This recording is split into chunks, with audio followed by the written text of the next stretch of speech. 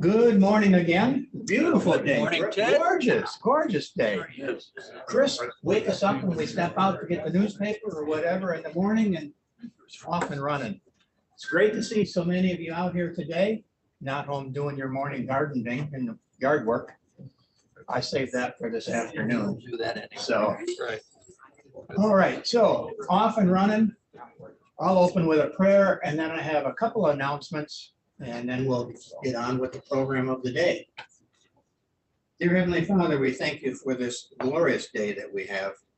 Thank you for allowing us to be here, enjoy the camaraderie, the fellowship, learning something new about the Sanderson Museum and what it has to offer and learn about history in our area. Ask you be with all those in our church family that are in need of your healing touch and grace and comfort. Be with them in whatever way they may need you. Ask that you be with our elected officials, help them to come together and come to resolution of issues that they're dealing with. Just be with those around the world that are in turmoil, especially in Sudan and Ukraine. Help them to resolve those issues and live in harmony and peace. Ask that you be with us this day, Father. Bless this day for all. Amen. Couple announcements. Next week is Ann Hatfield, Reverend Ann Hatfield, our minister here. I think all of you know her. She will be talking on, I think, David's enlightenment, is it? Yes. So we will be enlightened next week. We need it. And we need it. Yes, Dan's always interesting to listen to. So please come out and hear that. And again, on May 16th, have I memorized that date right, Dave? May 16th, Bradley Run? Yeah, we have 2 more weeks for sign up for the luncheon, so. Okay, 2 more weeks to sign up if you haven't signed up already. It's at the Radley Run Country Club. They do a fantastic buffet type meal for us. Choices are what, Dave? Salmon and braised ribs. Braised ribs and salmon. And I've heard on the QT from Dave that if you need a vegetarian meal, they let Dave know and we can make that arrangement also. Or chicken. The 2 standards are the braised rib and salmon. Okay, so that's that announcement. And many of you know, some maybe don't, Ruth Kershaw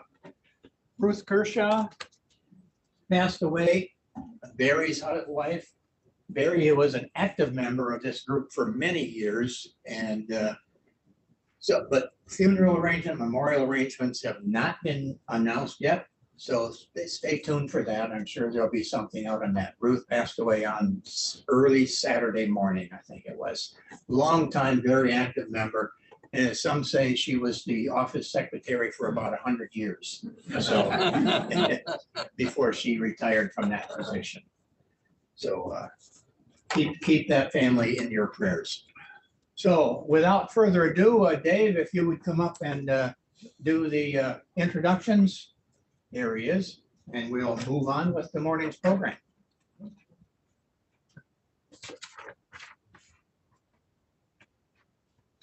If you've lived in this area any length of time, you've probably heard of the Chris Sanderson Museum on Creek Road down by Route 1 near Hank's Place.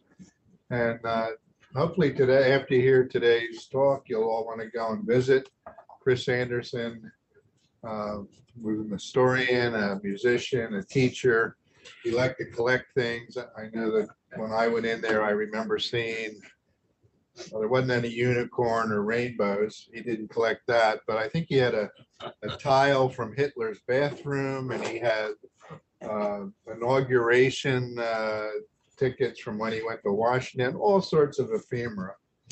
Our speaker today is the curator of the museum. He's been with Sanderson for more than 20 years.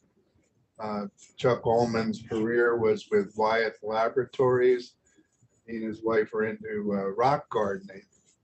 So he's brought some of Chris's collection here, and I'm sure we're going to have a very interesting speech. So without further ado, Chuck Ullman.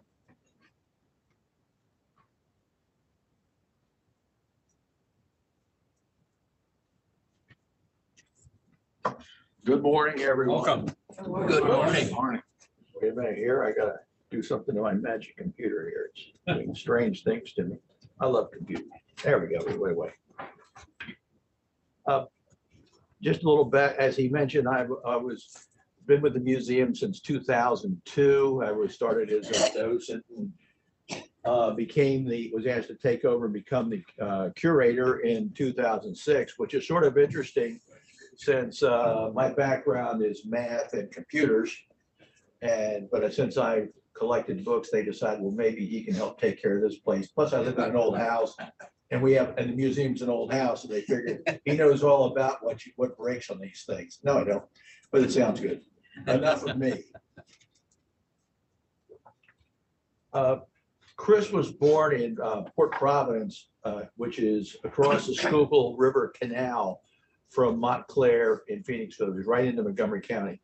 His father was the superintendent of steel pouring at what was then called the Phoenix Bridge Works. But he died from typhoid when Chris was a senior in high school in Phoenixville. By that time, he already knew how to play the piano too. No doubt, he knew how to play a fiddle. He also was interested in history, probably from his mother, and he already knew that he wanted to be a teacher. So with that, he hopped on the train, which you could do in 1899, and took the train over to, went to the normal school in Westchester, and graduated got his teaching certificate in 1901.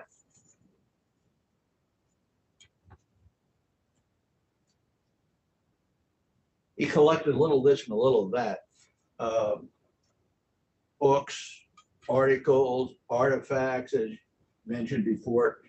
And he liked to collect anything he thought was historical. And I'll let you all decide what that means. He eventually came out to Chance Ford to teach in 1905, prior to teaching in several one-room schools in Montgomery County. He saw an ad in the newspaper and decided he'd like to be there because he was very interested in the Chance Ford area. Started teaching there in 1905.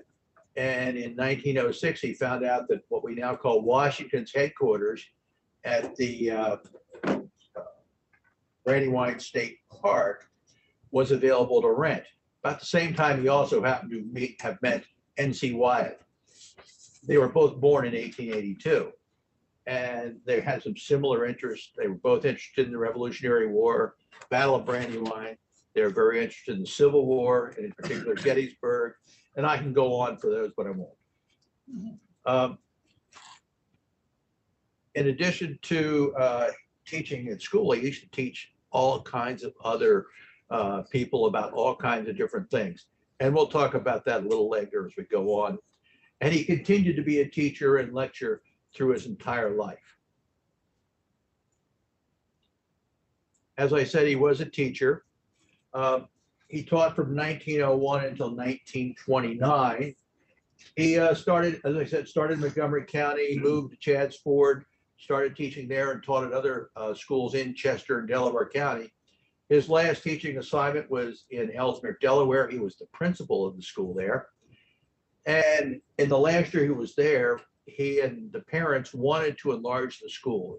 Everybody was crowded and they wanted to get something better. Well, 1929 was not a real good time to be talking about adding to your building.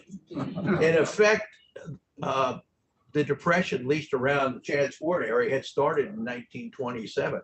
A lot of the small township schools were closing because nobody was paying their taxes. Well, he was down there in Ellesmere in 1929, and the parents did it. Well, the board said no. And as a result of the board saying no, when it came time for a new contract, they didn't renew his contract. So with that, that was the end of his teaching career in public schools. We're going to take a little travel through how he taught, a few things about what he did at one of the schools. We're going to be talking about the Glen Mills School. And people always wondered, well, how did he, by this time he had moved out of Washington's headquarters, as Parker was living at various and sundry properties in Westchester. Chris never owned a car, never knew how to drive, and walked every place or rode the train, one or the other. Well, guess what? That's how he got down to Glen Mills. You could get a train those days with the old line that went to, used to go from Westchester in town and hooked in around Wawa.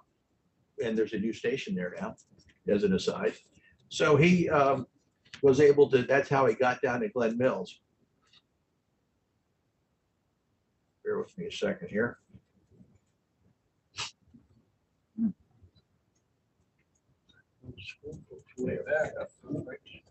He taught in at Glen Mills from 1921 until 1924. And as I said, he got there by train. Now, oops, wrong button.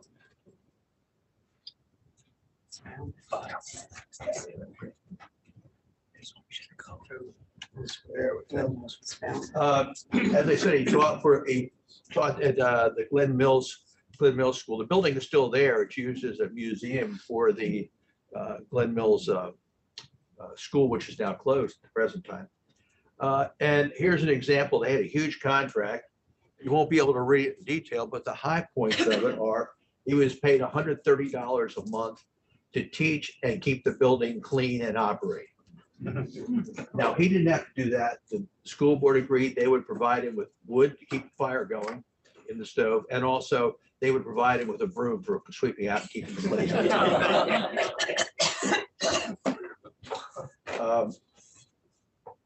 So anyway, he got there by train, and the way he got there by train was on monthly passes. And there's a set of it. Chris kept a little bit of everything. So there's a few samples of it. He paid $10 a month to ride the train. That gave him as many trips back and forth as he needed. In fact, there's a close-up of one of them right there. You can get a little better look at it, and you can see all the punches on it from the number of times he rode it. Now, he is there standing on the porch of the school, and you wonder, how did he get from the school till the train? Well, if you look at the bottom right, you'll see there's a wheel of a bicycle there. So that's what he used for transportation to get around. He kept lists of all the students that he ever taught. Now, when he was at a bigger school where there were multiple teachers, he only had the list of the ones that he taught, not of other ones, because we get plenty of people that come in and said, "Oh, I went to school. Trish Sanderson was my teacher." In some schools, we know that's right, and others we know it isn't. But we more than once have been asked to look up if that was the case or not. We do it. Now, here's another example of one of his list of students. Now, interestingly enough, there was always a few little tidbits that appeared in there. And on this one, you see that little note at the bottom right, it was basically an excuse to be let out of school. And it says, please excuse, her name was, can't read it. Laura Dunn. Laura from, so she can help. There we go. Because we need her out in April and the county have to help plant potatoes. And it was signed by her parents. The only trouble is she was first generation Italian, and her parents could not speak English, write English, or understand English. So obviously somebody else wrote that note.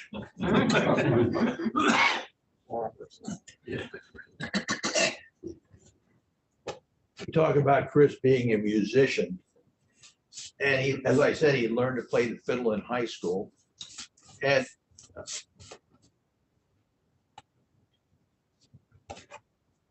bear with me here.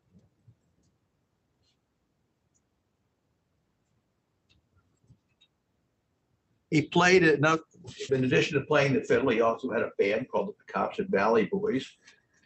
And where he played a lot of the time was on radio stations before he also played at different dances. And in fact, in the very early 20s, he would bring the band and they would broadcast at some of the department stores in town, like Wanamaker's or Strawbridge's. They all had their own radio stations. Guess what? So they could let people hear what a radio sounded like and help them sell radios. 1924, he went big league.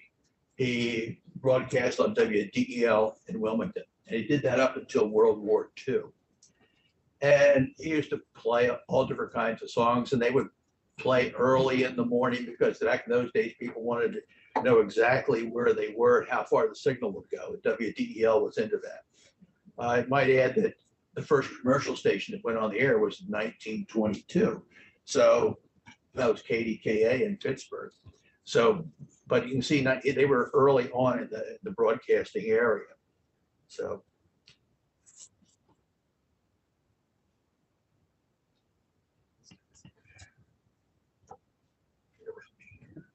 There we go. Okay. So in addition to that, he also had the band called the Pecopson Valley Boys, and there were many different people played in the band. And we have a list of all of them who played at one time or another, plus detailed records of every place he played, and had little notes about that. Like one time he said, the weather was horrible. We had to walk the last mile in the snow and things like that. He had all those kinds of things. And starting in 1933, the band was also playing for dances and parties all over the Philadelphia area, but they also played in other states. They've played sometimes in New Jersey, sometimes in the Poconos and other places along the way.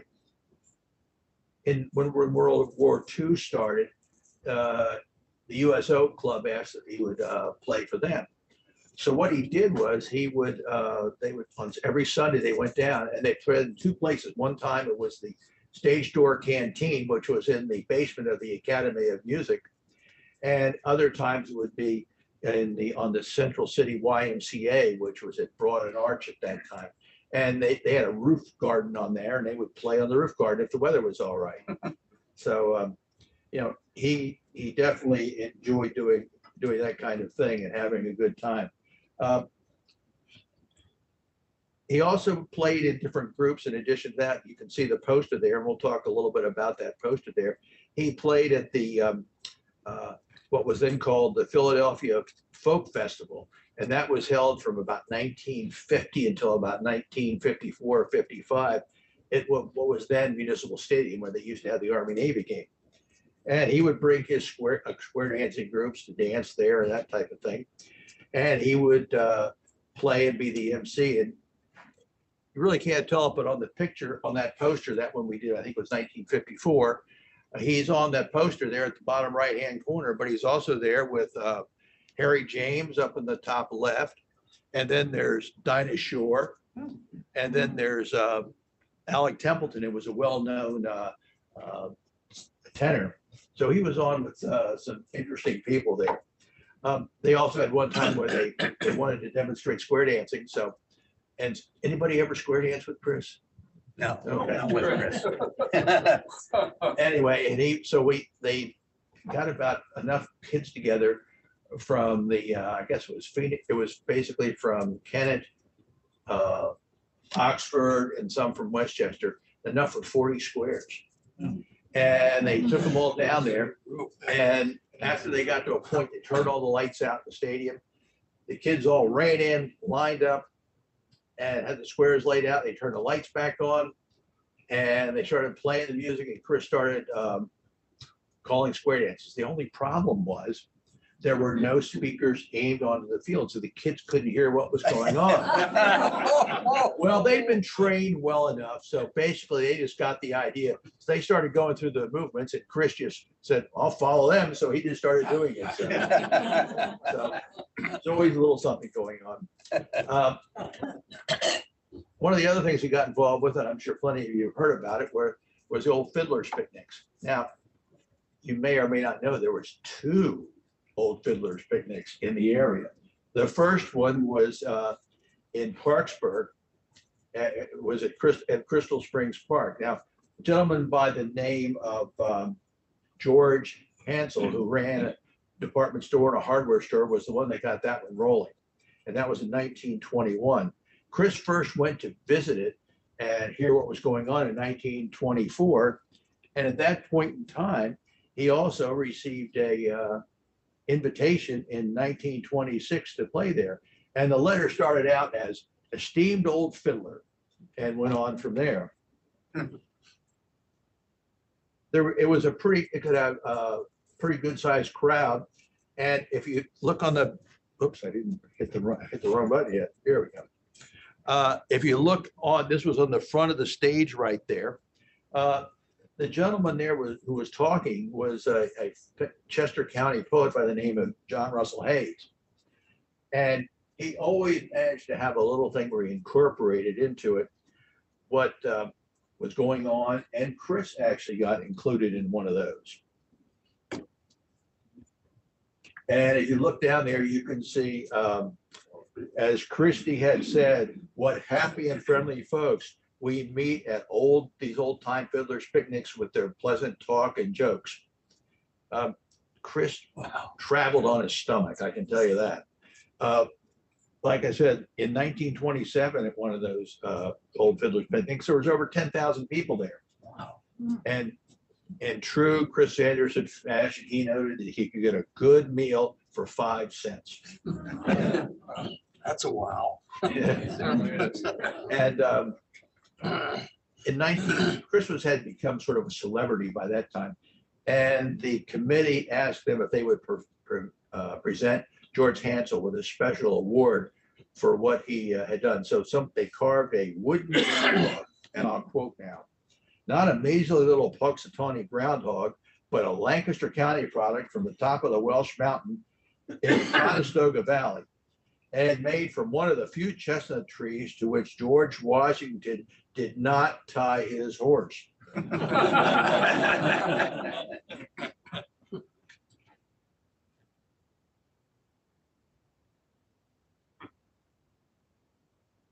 At the same time, when their group was having the one in Parksburg, there was a small group that got together at Lenape Park in 1923. Only about 50 people there, but we'll talk more about that a little later. At Lenape, it officially started in 1928, and it was started by a doctor by the name of S. Lane Anderson. He was from Newtown Square, and he was a pediatrician. And John Gibney, who was the manager of the park, handled all the logistics, and Chris handled all the advertising of what was going on. And you can see that's a picture there of the Cops and Valley Boys, some of them, plus a few extras. They played all the time. Now, in 1932, they said it was the 10th anniversary of the picnic. Well, really, you could go back and count the other one. I don't know if you'd really call it that, but that's what it was. And both of the Old Fiddlers picnics continued for a number of years up until probably right after World War II. They were both in August, and they always made arrangements so they weren't competing with each other, because most of the people who played at one played at the other, so they had to get down there. Chris had become the MC of the Old Fiddlers picnics by this time, and sometimes he shared when he wasn't well, which toward the end he was in and out of the hospital a bit. Warren Mercer was another well-known musician in the area, would swap being the MC with him. Now, the last time Chris was the MC was in 1965. Chris passed away in November of 1966.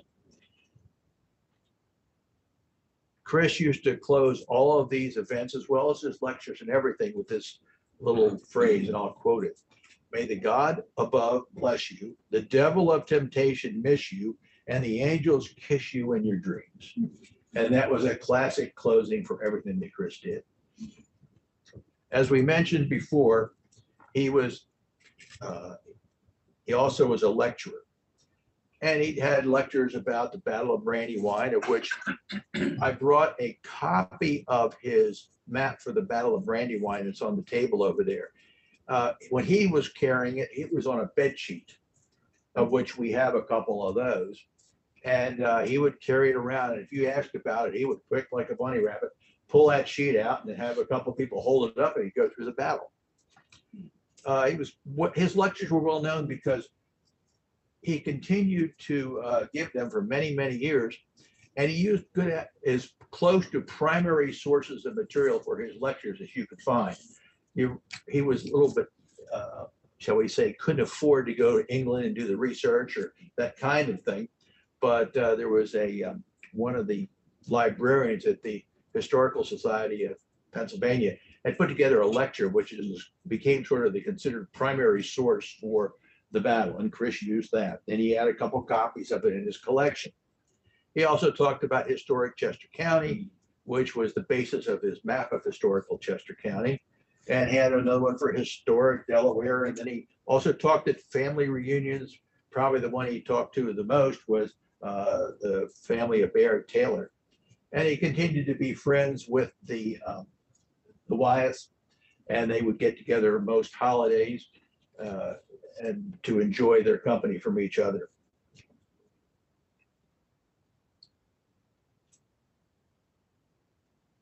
Chris accumulated all kinds of items, and he put them in with his personal collection.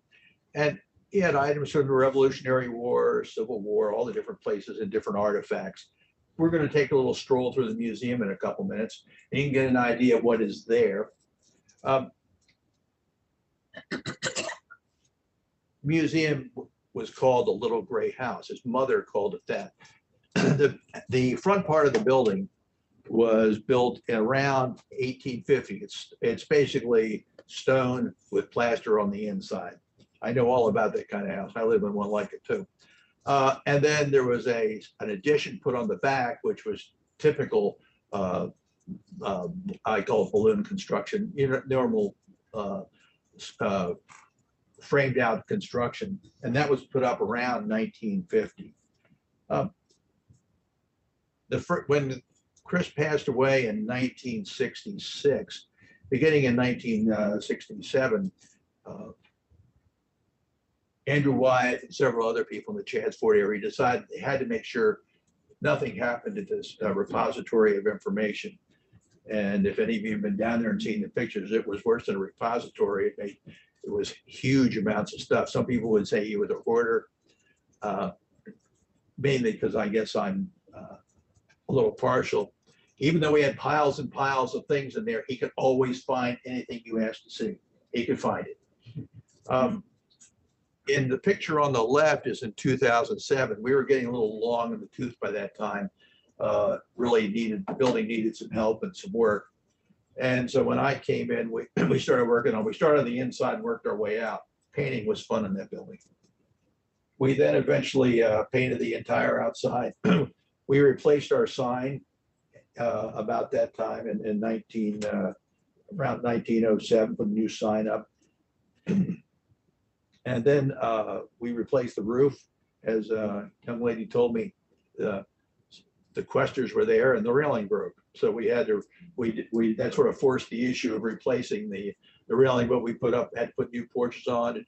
A tree hopped onto the roof, required us to replace parts of the roof, which for us was a pretty big expense because being as small as we are, we don't have a lot of money.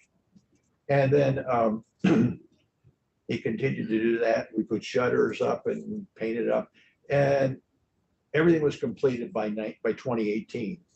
And then in 2021, you all know what came along. That was Hurricane Ida, and we got it just like everybody else did.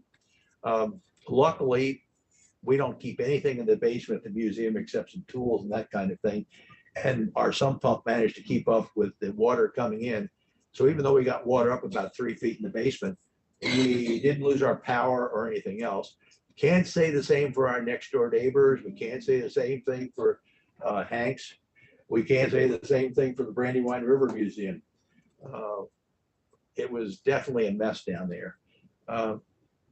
We were lucky. The only thing we had was a little bit of mold came into our basement, and we remediated that, and we were back in business by February of 2022. Now we're going to wander around a little bit and look at some of the information in the various rooms and go from there. The first room is the entry room that you walk into. I like to call it a little of this and a little of that, but it was items that he collected over the years. Like example, there's Herb Pennick's baseball that had a signature on it. He was the first Chester County professional baseball player to go into the Hall of Fame. We have the map in the far corner there, as you've already seen. It was the map of historical Chester County. Chris designed the map, and Andrew Wyatt did all the artwork on it. And then we have another one was a paper mache shoe in there. We have some pennies that were run over by trains, and in particular, one of them was in the funeral train of Lincoln. We have those in the collection.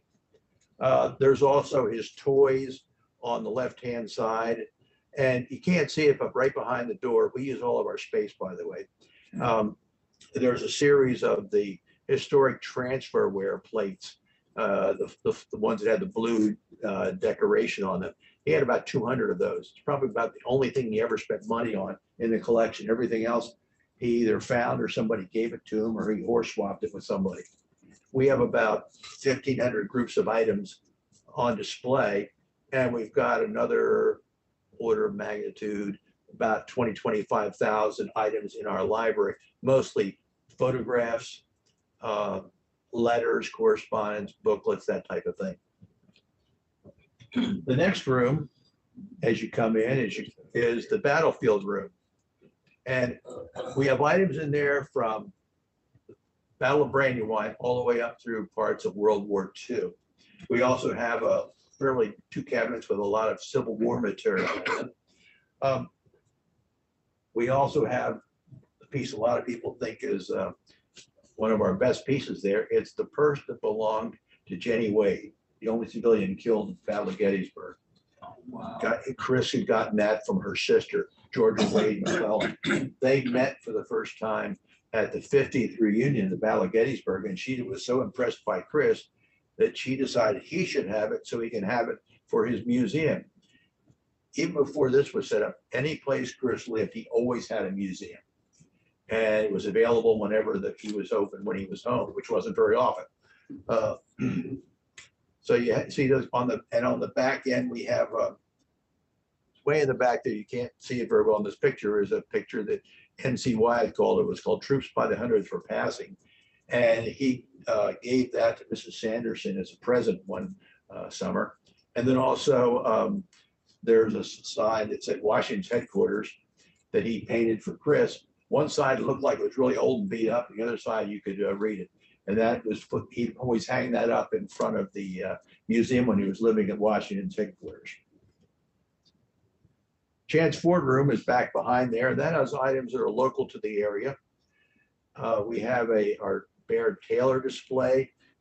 Chris read the story of Kennett in 1901 when he was at the normal school, and he was so intrigued by the area that he went to see it and found out who all the names were in the book.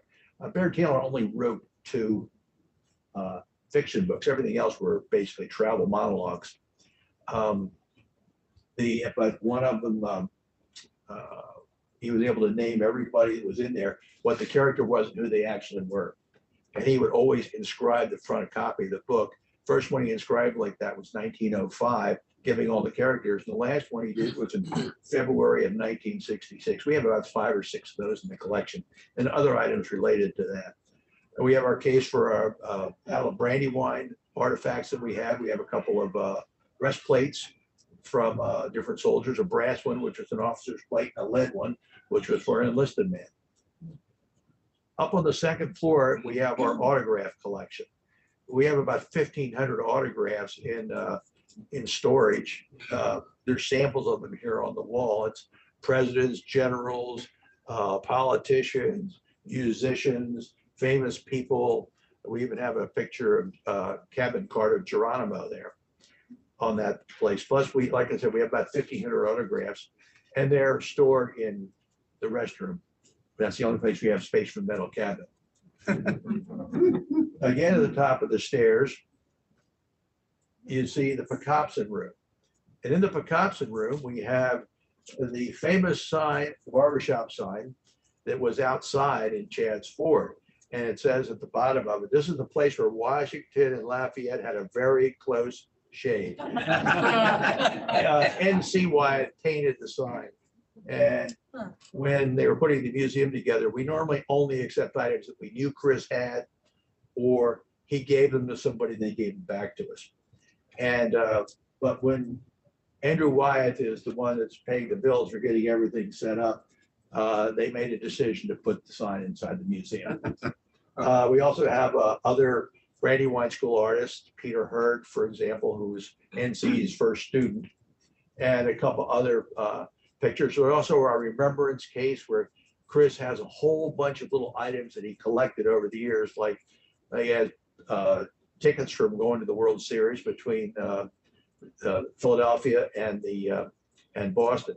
Well, I never get it straight, but they played it twice, different 4 teams, because you had both the A's and the Phillies in Philadelphia, and you had both the Braves and the Red Sox in Boston. In both cases, Boston knocked them off. The next room we're going to go into, there's also some family pieces in there as well in that room. The next room is the Carmack room. That was his mother's bedroom. And you can see some more of the plates at the bottom. And she liked to make 13-star flags. And there's a number of them around the room and in other places. The one there all the way in the far back, which I was just pointing to, was the last one she made. She finished it up at the beginning of December in 1943, and she passed away Christmas morning of 1943. And then in the far back, there's a picture of Chris that was painted by Barclay Rubenkamp, who was a well-known Chester County artist. That happens to be my favorite picture of him. And then other items that are around there. And we have some other, we're beginning to start picking up some Wyeth artwork here and there. We have about, I'd say probably 50, 55 pieces of artwork. Most of them are from Andrew Wyeth.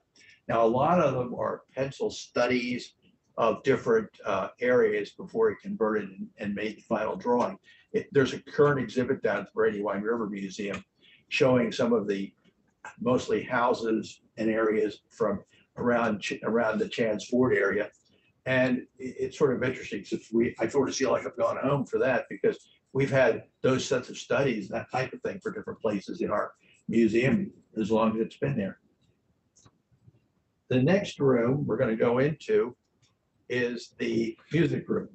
We have a group of fiddles in there that Chris played. Chris used to give lessons, so we had lots of fiddles, and he'd rent them out to the kids.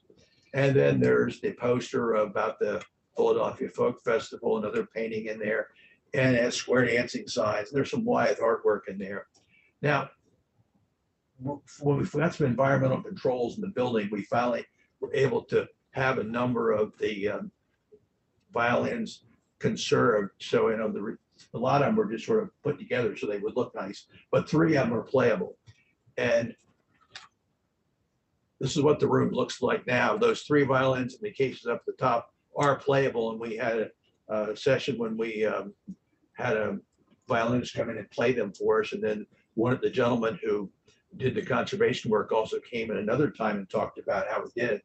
And then we let people come in and play the violins if they knew how to play them. So we had that available to us. Next room is the schoolroom. In the schoolroom, we have the map of historic Chester County.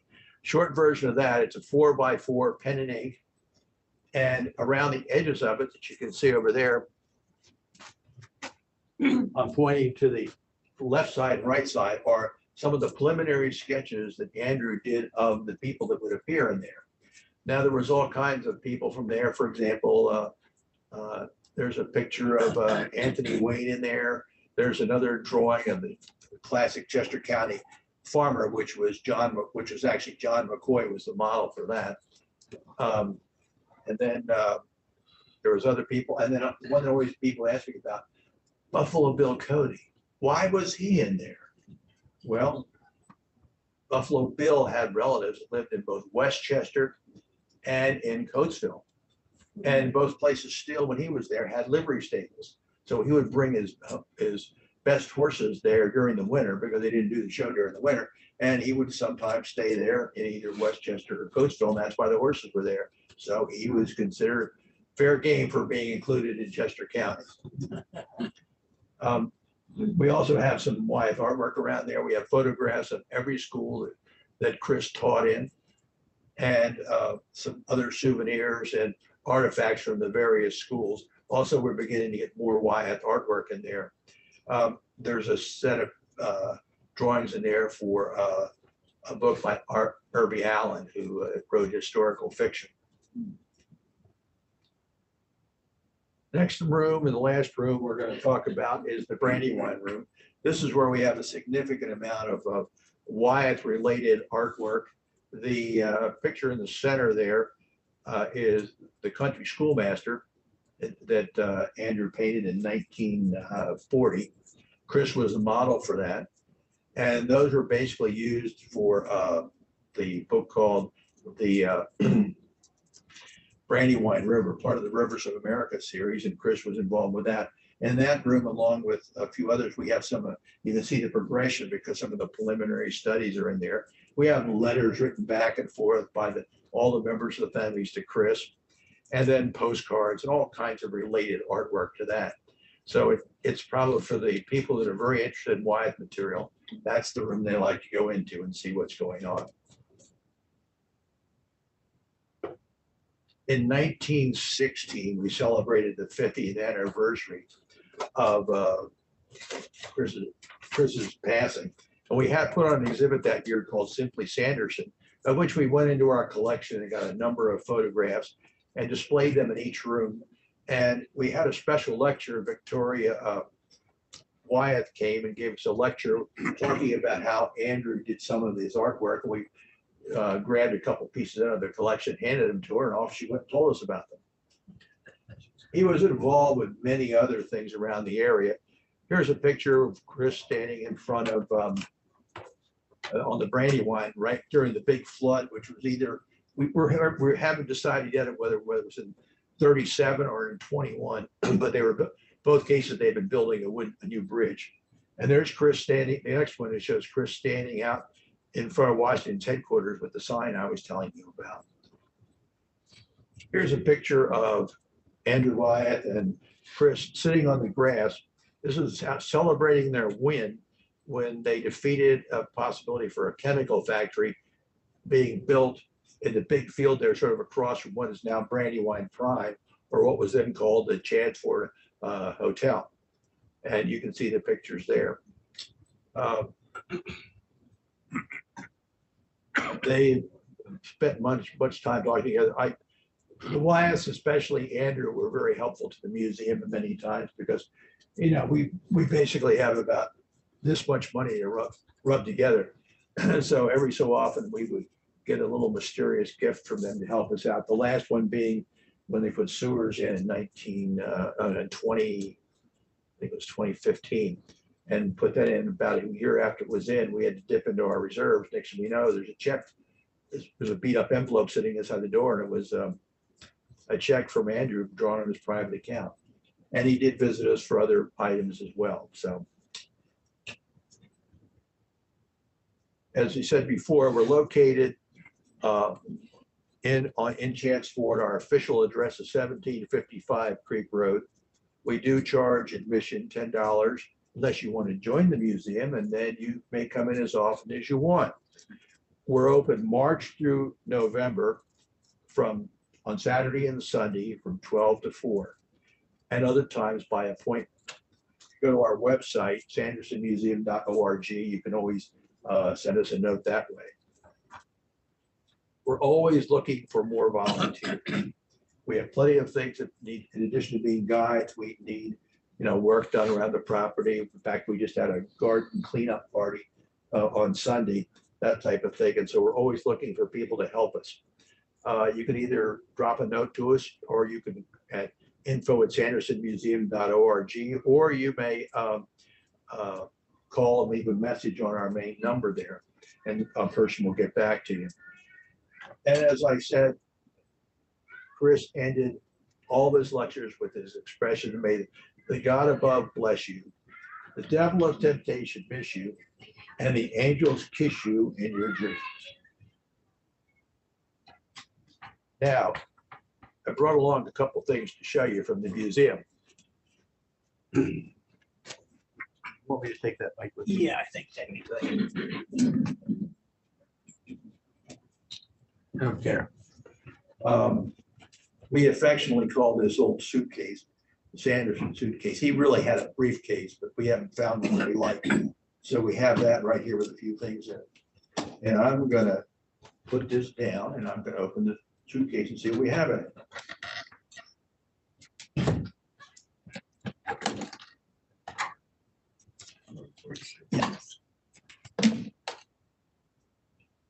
Oh, let's see what we got here.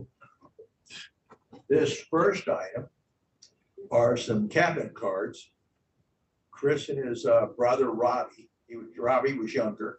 And then at the bottom right there is a picture of his father, and then next to him is Mrs. Sanderson, or Hannah, as everybody called her. And these were pictures that were taken of them, as you can tell, from about probably about 1890 something or other in that area, based on the age.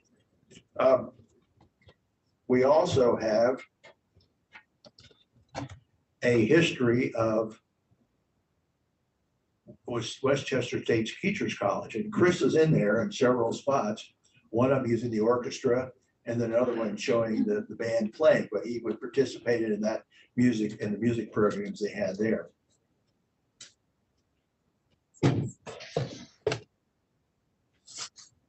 Chris liked to demonstrate swinging clubs. Now, they didn't juggle these things. They hung on to them and they'd swing them back and forth and loop around their arms. And it was a sort of a warming up type exercise. We have about 4 or 5 different types of these. I just happen to have this one right here. And we have one where he had some clubs that he put some rags on the bottom of them, stuck them in kerosene and lit them, and he would swing them at night. We have a time exposure picture when he did it one time at the university. Let's see what else we have here. Put this on the floor here. Let me get it.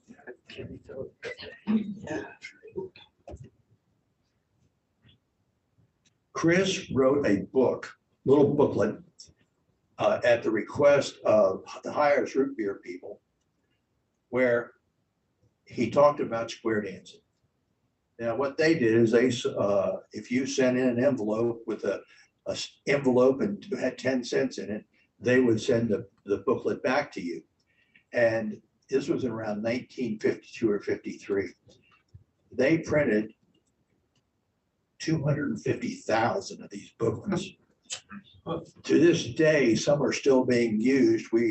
I was talking, there's a Square Dancing Union catalog at Dartmouth, and I was speaking with the librarian there. He says they're still using copies of his little booklet to teach people how to square dance.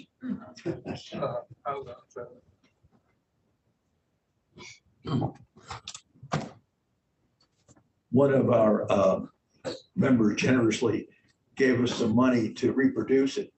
And it was a 3-color printing, but we couldn't afford the 3 colors, so it's black and white. But you can see it. It talks about the square dancing. There's little drawings in there. And if you're interested, you're welcome to take one. And if you really feel generous, you can throw something in our can as a donation.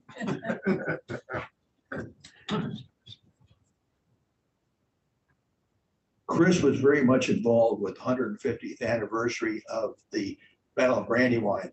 He helped with the pageant and that type of thing. And he helped write this booklet that, in addition to talking about the battle, also has a historical synopsis of the battle. Chris helped write it along with Judge Wilmer McElry, who was a well-known historian. He wrote the Brandywine books, as we call them. And then also by Charles Heathcote. He was the county's head of schools and did write a number of history books for various counties around Pennsylvania. What else do we have here?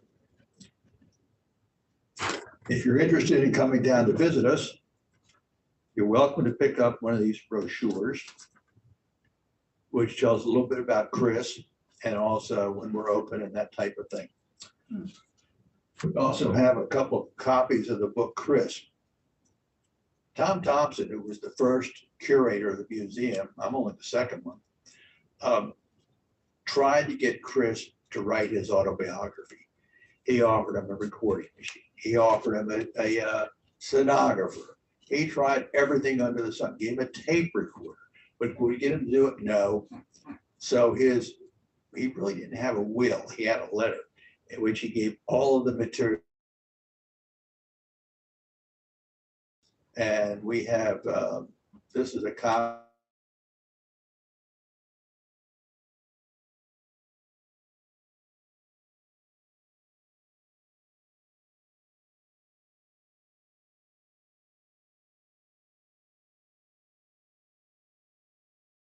What else?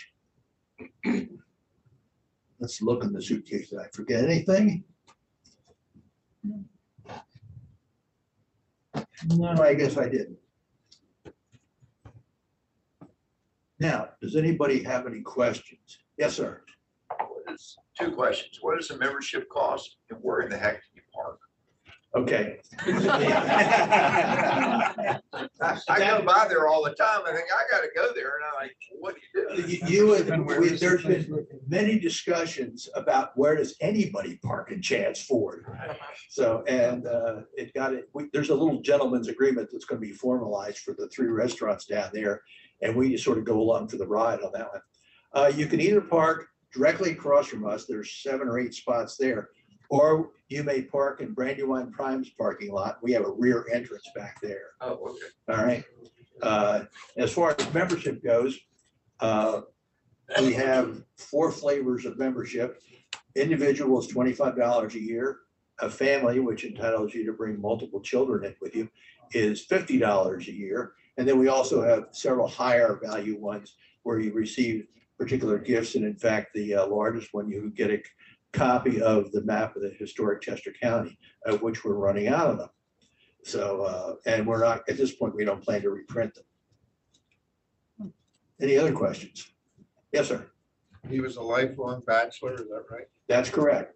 Had a couple, 3 flings with young ladies for one reason or another, but he was I guess the best way to describe it for everything he was involved with is a real Renaissance man.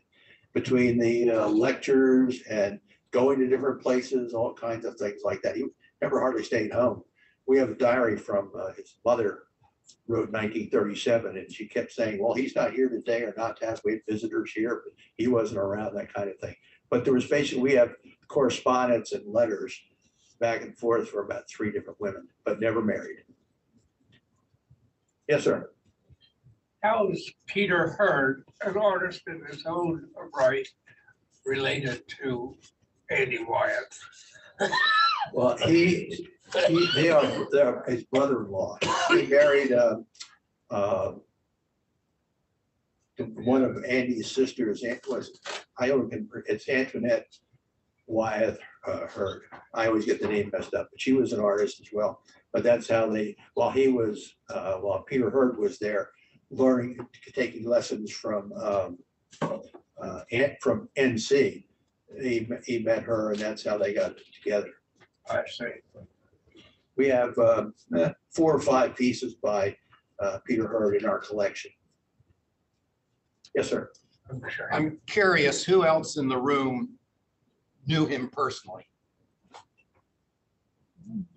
3rd grade square dance lessons. Okay. I'm Bob Bell, had various intersections with him. One of the most memorable was he would take boys to inaugurations of presidents. I forget the first president to which he went to, which was not the one I attended. But in 1956, there were 4 of us went to Eisenhower's 2nd inauguration. Just briefly, we took the B&O train from Wilmington, had to get up like in the middle of the night to go down there, took the train to Union Station. He knew exactly where we had to be when. Of course, we walked everywhere we went, and knew where we needed to stand for the parade. And he had little vignettes along the way. And then coming home, took the train back. Our parents met us there. We get into Wilmington about 2 a.m. all the young boys, high school boys, were asleep, except Chris was still wide awake. We were asleep. Somewhere in the museum or in the collection is a piece of raincoat that he wore in that inauguration, 1956. And it's cut out from that raincoat. And we also have a piece of the shoelace he wore at Truman's inauguration where he broke the shoelace. Chris attended every presidential inauguration that was held in Washington from McKinley through LBJ's second inauguration. Wow. And he got there on the train. Sometimes he went to B&O, sometimes he went on the Pennsylvania. Just depending on what the schedule was. You got the one that went that way. So from Wilmington. Any other questions? Yes, sir. The farmer McCoy that you mentioned, was that the Osborne Hill Farm Bradley run? Or do you know? No, I believe it was one down south there, sort of near where along, if you go down toward where the town, where the Chanceford Township office is? It's right there at right across from the Brandywine State Park. And if you go down Ring Road there, I believe it was farther down that road that way, I believe. That's strictly an opinion on my part. Dave, you had a Yeah, just thinking about the amazing collection of items you have there and how in 4 years, we're gonna be at the 250th anniversary of the Battle of the Brandywine. And there's already planning going on for that. And in fact, they're actually going to reenact to some degree, talk about the battle. I'm not sure yet if they're going to have an actual reenactment again or not, but they're also going to celebrate the visit of Lafayette back to the area as his final tour. And there's going to be a couple sessions down there. We're going to participate along with the Chanceford Historical Society. And then eventually they're going to bring him up to Westchester and he's going to parade around where they went to all the places in Westchester. That's how the one street there got named Lafayette because of that, because he would redo the street. And then also he'll go after that Lancaster. The year before, it'll be down in Wilmington because he started in there. And so we're going to be involved with that as well. As I said, you're welcome to come and visit us. Now, if Saturday and Sunday doesn't work for me, we do make appointments. You'll have to call me because I take care of the appointments. And my business card is up there. Yes, I do everything except be a curator anymore. So, but you're welcome, and you pick up one of those cards, we'll be welcome to have you come visit us. Any other questions? Chuck, thank you very much for a very enlightening presentation on local history, something that at least I did not know much about and probably new to some others in here. So thank you again for being here and enlightening us. And remember, next week we will be enlightened by Ann. Have a good week. Thanks. Thank you. Yeah. My pants.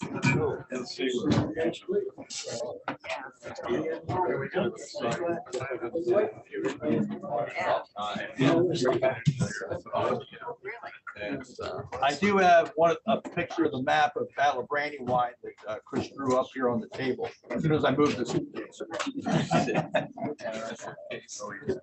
PO outing, take POs.